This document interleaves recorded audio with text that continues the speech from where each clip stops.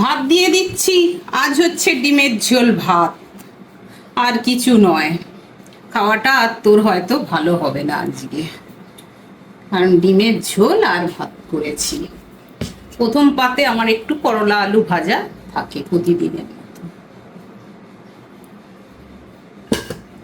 একটু এখানে দিয়ে দিচ্ছি কুমড়ো আলু মাখা। তারপরে আছে এখানে ঢেঁড়সের ঝাল, শুকনো শুকনো করে একদম ঢেঁড়সের ঝাল করে নিয়েছি। তারপর যেটা দেবো এই যে ডিমের ঝোল। এই দেখো ডিমের ঝোল দিয়ে দিচ্ছি, একদম পাতলা করে করেছি। আর যেহেতু ডাল নেই সেই জন্যে ডিমের ঝোল দিয়েই ভাতটা পরিষ্কার করে খেয়ে নাও।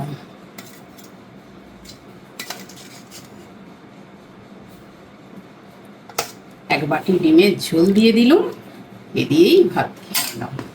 আর কালকের একটু অল্প করে চাটনি পড়ে আছে, এটা যদি চেঁচে খাও খেয়ে নেবে। এই দেখো কাঁচা পাকা আমের চাটনিটা একটু আছে অল্প করে। বসে পড়ো।